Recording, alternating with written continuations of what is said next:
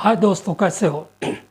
Secular Bharat news channel देखने वाले अपने तमाम सहयोगियों, दोस्तों, प्रशंसकों, चाहने वालों, विरोधियों और ज्वलनशील प्रवृत्ति लिए हुए तमाम साथियों को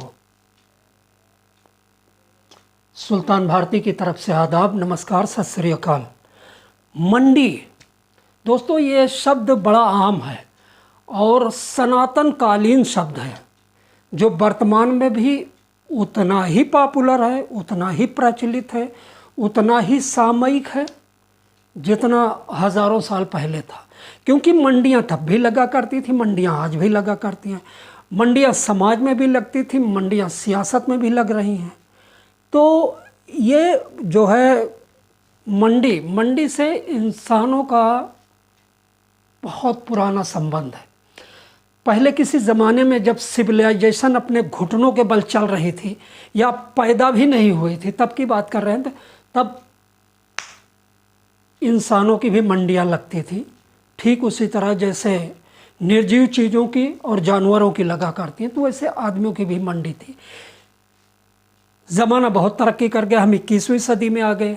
कहने के लिए सभ्यता के माउंट एवरेस्ट पर बैठे हुए हैं, लेकिन मंडी से हमारा पिंड नहीं छूटा है, हमारा साथ नहीं छूटा है। हमारी नसों में मंडी आज भी दौड़ रही है, मंडी चल रही है उसी तरह से।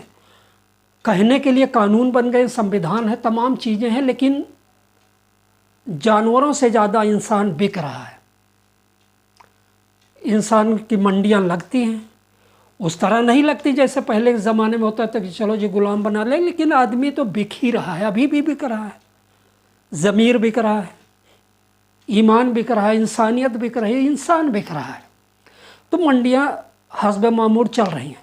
लेकिन चलिए, आज का मुद्दा कुछ मंडी से ही रिलेटेड है, लेकिन कुछ मुख्तलिफ किस्म का है, अलग किस्म का है। It is something different. मैं आपसे एक सवाल पूछता हूँ। लौकी आप जानते होंगे, जो मतलब बड़ी स्पीड से बढ़ती है, वही लौकी जो गांव में छप्परों पर पड़ी होती थी, हमारे बाप दादाओं के, आपके बाप दादाओं के, हम सब के बाप दादाओं ने छप्परों पर पाला होगा, खेतों में भी होती है। मैं उसी लौकी की बात कर रहा हूँ। वो लौकी कुछ चीज़ों में विशेष होते हैं। एक तो उसकी रफ्तार बहुत बढ़ती है, लेकिन जब आदमी ने मंडी में कदम रखा तो उसमें भी विज्ञान घुसेड़ दिया और लौकियों को भी आजकल इंजेक्शन लगने लगा। तरबूज पर कई किस्म की सब्जियों को इंजेक्शन लग रहा है और कई फलों को कॉस्मेटिक कलर में सराबोर करके मंडी में उतारा जा रहा है। मंडी सुधर रही है या बिगड़ रही है, ये एक दीगर बात है। लेकिन चलिए, हम सामाजिक मुद्दे पर चलते हैं। अगर मैं आपसे एक सवाल पूछता हूँ कि एक लौकी और एक नेता, दोस्तों जब मैं नेता की बात करता हूँ तो मेरा मतलब उस नेता से नहीं होता जो देश की जनता के भले के लिए काम कर रहा हो, जो राष्ट्र के हित में सोच रहा हो, जो राष्ट्र की प्रगति, उन्नति और तरक्की के लिए चिंतित हो। मेरा मतलब उस एक अकेली भेड़ से होता है जो पूरे झुंड को मिसगाइड कर देती है, जो पूरी एक सियासी जमात को दूषित कर देती है, बिकाऊ नेता की। तो मैं आपसे एक सवाल ये पूछता हूँ कि लौकी और एक नेता, वो नेता जो बिकाऊ है, तो ये कहूँ तो बेहतर होगा कि एक बिकाऊ नेता और लौकी में फ़र्क क्या होता है। कभी आपने सोचा है? मैं बताता हूँ। दोनों विकास के लिए जाने जाते हैं। जैसा कि मैंने बताया, लौकी बड़ी स्पीड से बढ़ती है, उसी तरह नेता भी हैं, उनकी मतलब चक्रवृद्धि ब्याज से भी ज़्यादा तेज़ रफ्तार से दौलत बढ़ती है। तो एक समानता तो यह है कि दोनों ही विकास के लिए जाने जाते हैं। लौकी बिकती है तो प्रजा मजबूत होती है, गरीब आदमी खाता है, सेहतमंद होता है, फिर मंडी में उतरता है, बिकता है, मेहनत करता है, कंस्ट्रक्शन करता है, देश की प्रगति में सहयोगी होता है और घर लौटता है। तो मैं कह सकता हूँ कि जब लौकी बिकती है तो प्रजा मजबूत होती है, लेकिन जब नेता बिकता है तो प्रजातंत्र मजबूत होता है, अर्थव्यवस्था मजबूत होती है। यहाँ पर मैं आपको कन्फ्यूजन में नहीं डालूँगा, जो आप सोचने लगे कि नेता के बिकने से किसका अर्थव्यवस्था मजबूत होती है। तो जाहिर सी बात है कि जब एक बिकाऊ नेता बिकता है तो वो देश के लिए नहीं बिकता, देश की अर्थव्यवस्था नहीं बढ़ती, उससे उसकी अपनी अर्थव्यवस्था ही बढ़ती है। खैर, दोनों ही जनहित में अवतार लेते हैं। अब लौकी को तो कोई माने न माने कि जनहित में अवतार होता है, जो कि मिट के भी दूसरे की ज़िंदगी को लाइफलाइन देती है। लेकिन नेता को तो मानना पड़ेगा कि उससे कितनों को लाइफलाइन मिलती है एक दीगर बात है, लेकिन वो मानता है कि मेरा तो अवतार ही जनहित में हुआ है, विकास नहीं करने को मिलेगा तो मर ही जाएगा, उसमें विकास से तो बहुत लगाव है। खैर छोड़िए, मैं तब की बात कर रहा हूँ जब हमारे बाप दादा लौकी को काट के पका के खाया करते थे।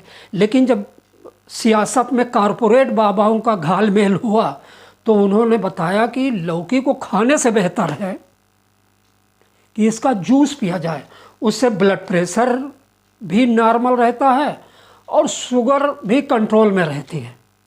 ये एक अलग बात है कि जो ये सारा फतवे देते हैं जो बाबा, वो ऐसे कुछ बाबा भी बीच में आए जिनकी वजह से देश का, समाज का, सियासत का, हम सब का ब्लड प्रेशर ऊपर चढ़ गया और शुगर क्रिटिकल हो गई, गिरने को आई।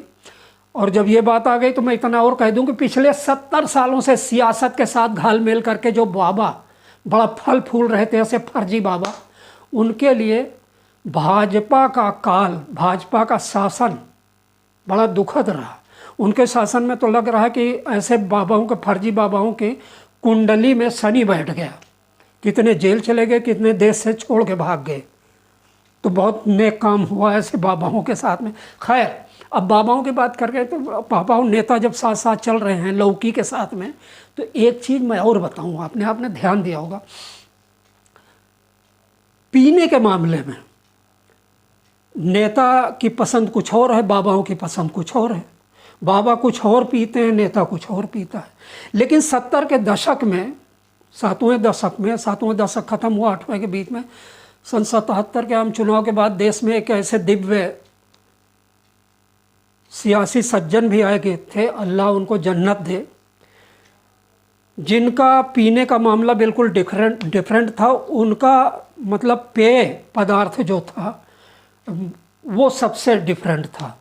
ये समझ लीजिए कि पीने के मामले में वो आत्मनिर्भर थे, स्वावलंबी थे। उनको किसी जानवर के पीछे गिलास लेके नहीं चलना पड़ता था। वो तो बस उन पेय की उपलब्धता उनके नज़दीक ऐसी थी कि जब जरा गर्दन झुकाई देख ली। वहीं बाबाओं का पेय पदार्थ तो आप दुनिया जानते हैं। लेकिन कुछ सियासी नेता जो हैं पीने के मामले में, तो लोग कहते हैं इंसानी खून के अलावा कुछ उनको मुँह ही नहीं लगता। खैर छोड़िए, मैं बात कर रहा हूँ एक चीज़ और की, कि लौकी और नेता दोनों का, हर फल का एक मौसम होता है, किसी का देख लीजिए। लेकिन जब ज़माना तरक्की पर कर गया, बड़े बड़े कोल्ड स्टोरेज आ गए, तो हर सब्ज़ी हर मौसम में मिलने लगी, कहीं ना कहीं पैदा होती है, कहीं ना कहीं आ ही जाती है। तो इस तरह लौकी का भी अपना एक सीजन होता है, बिकने का, पैदा होने का, मंडी में उतरने का। और नेता का कोई मौसम नहीं होता। आजकल सरकारें ज़्यादातर अस्थिर होती हैं, तो उसको भी 12 महीने कहीं ना कहीं से बिकने का मौका मिल जाता है नेता को।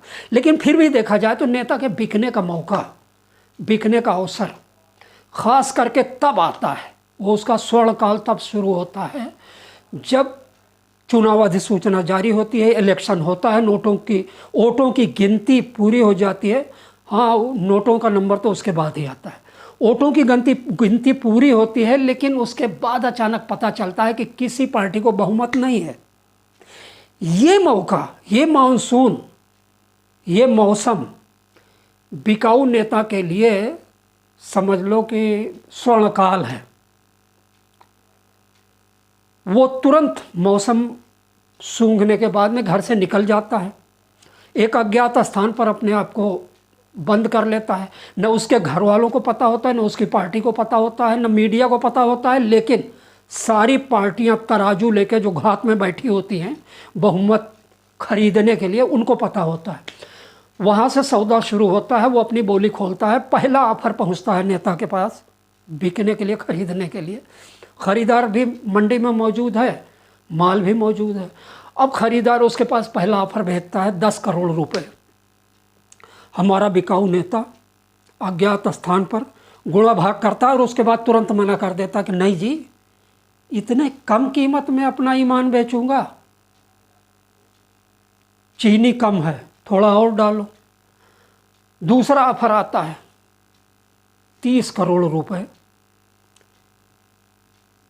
वो गुणा भाग लगाता है, जोड़ता है कैलकुलेटर पर, उसके बाद में भविष्य का आंकलन करके बयान दे देता है कि नहीं जी, इतने में मेरे देश का विकास नहीं होगा। सुनने वाले समझते हैं कि बहुत वफादार आदमी है, देशभक्त है, वो शायद देश के लिए कह रहा है, कंट्री के लिए कह रहा है, मुल्क के लिए कह रहा है, नेशन के लिए उसकी ये सोच है। लेकिन नहीं जी, देश राज उसके बेटे का नाम है, उसी को कह रहा है कि इससे मेरे देश का विकास नहीं होगा। आखिरी ऑफर आता है 50 करोड़ रुपए, 2 पेट्रोल पंप।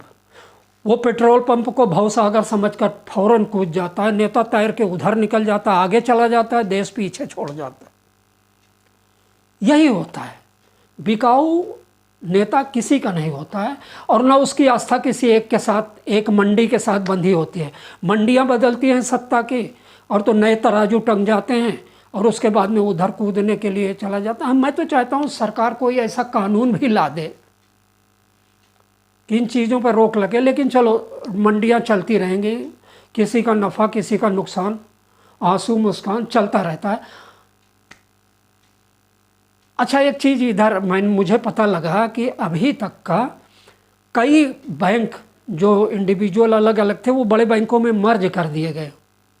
ये पता लगने के बाद में मुझे काफ़ी उम्मीद ये लगी कि अभी तक की सब्ज़ी मंडी और नेता मंडी, सियासत की मंडी अलग अलग थी। नेता अपने हिसाब से अपनी मंडी में बिकता था, सब्ज़ी अपने हिसाब से अपनी मंडी में बिकती थी, लौकी अलग बिकती थी, नेता अलग बिकता था। लेकिन जब से ये हुआ, बैंकों का मर्ज हुआ है, मुझे बड़ी उम्मीद है कि अगर देश इसी तरह तरक्की कर गया, दुनिया की तरक्की इसी तरह ही, तो पूरी दुनिया में सियासत की मंडी और सब्ज़ी मंडी हो सकता है आगे चल के मर्ज हो जाए। और अगर ऐसी मर्ज हो गई तो सोचिए कितना विलक्षण दृश्य होगा, कितना खूबसूरत नज़ारा होगा मंडी के अंदर। आप गए हैं लौकी खरीदने के लिए, वहाँ देख रहे हैं कि बगल में 2-3 नेताजी बिकाऊ हैं, टैग लगा हुआ है, बिल्कुल तराजू के बगल में लेटे हुए हैं। अब आप धर्म संकट में हैं। आपका धर्म संकट ये है कि गुरु गोविंद 2 खड़े, बगल लौकी है, इधर नेताजी हैं। गुरु गोविंद 2 खड़े, काके लागू पाक, किसको लेके जाएं घर? ये कपोल कल्पना नहीं है। अगर हालात ऐसे ही रहे बिकने का, तो वो दिन दूर नहीं कि जब ये नज़ारे हमें कहीं ना कहीं नज़र आने लगेंगे। तो दोस्तों, जय हिंद, जय भारत, खुदा हाफिज़। और अगर आपको ये सेगमेंट पसंद आया हो, इस तरह के सियासी तंज, तो सेकुलर भारत न्यूज़ को सब्सक्राइब करके थोड़ा सा ऑक्सीजन हमें भी दे दीजिए, ताकि अगले सेगमेंट के लिए, अगले वीडियोस के लिए थोड़ा बहुत एनर्जी मेरे पास भी रिस्टोर हो सके। जय हिंद, जय भारत, खुदा हाफिज़, आदाब।